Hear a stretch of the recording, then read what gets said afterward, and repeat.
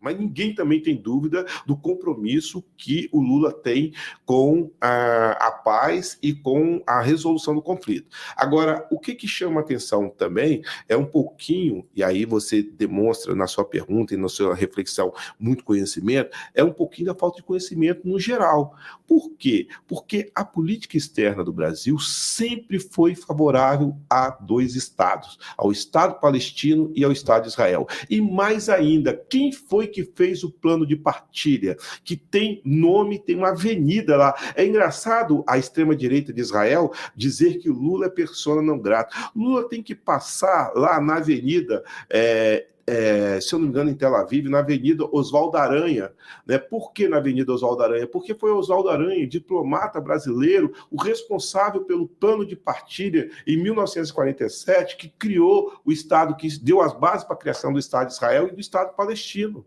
E hoje a gente sabe muito bem que o governo de Benjamin Netanyahu e o Likud, partido dele, eles não querem essa criação e eles sempre dificultaram essa criação. E a gente não pode esquecer também, e aí eu gosto da sua fala, quando você diz o Holocausto está na história.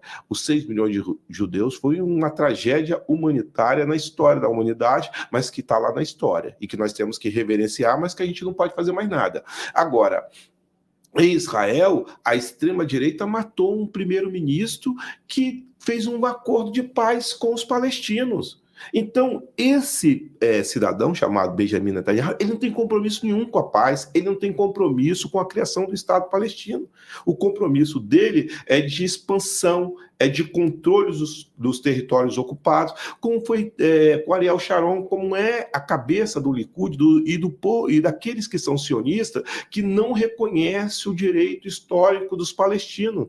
E eu não vou nem entrar em direito histórico bíblico, não, direito porque há mais de 2.000 anos atrás os judeus saíram daquela região. E no século VI os palestinos, os árabes chegaram, outros vieram da África, enfim. O fato é que eles estão ali há muito tempo. E a criação de um Estado palestino é, sem sombra de dúvida nenhuma, a melhor solução para que aquele conflito se estabilize. Agora, como que vai ser esse Estado é outra coisa. Se esse Estado vai ser um Estado com capacidade bélica, é claro que isso coloca em risco Israel, sim. Então, é por isso que existe a negociação, por isso que existe a Organização das Nações Unidas, por isso que existe o Conselho de Segurança. Então, eu gostaria que esse conflito ele chegasse ao fim, e o fim desse conflito ele pode ser com a criação do Estado palestino, embora hoje já tem gente defendendo não a criação do Estado palestino, mas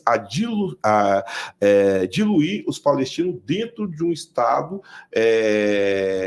de Israel. O que, de certa forma, pode ser um caminho, e esse caminho, eu acho que gera mais conflito. Já vi gente defendendo isso, mas gera mais conflito. Por quê? Porque hoje, se você for colocar um Estado, vai ser um Estado árabe-palestino, tem muitos palestinos fora de Israel, inclusive tem aqui na América do Sul. Se faz o retorno como os judeus fizeram, daqui a pouquinho você está pau a pau o número de palestinos e o número de Israel. E daqui a pouquinho você tem um Estado de Israel sendo controlado por palestinos. Isso pode acontecer demograficamente falando, isso pode acontecer. Então, não acredito que essa vai ser a solução, não. A solução é a criação do Estado palestino. Por isso que a gente finaliza essa questão dizendo o seguinte: o presidente Lula vai ter um papel, e já está tendo um papel importante, e esse papel dele vai continuar. O Brasil vai coordenar o G20, com certeza na reunião do G20, o Brasil tem que colocar a questão de busca urgente da solução e de colocar um freio em Israel neste momento, porque neste momento que a gente está falando aqui, a gente não sabe se está tendo bombardeio e quantas crianças estão morrendo nesse momento.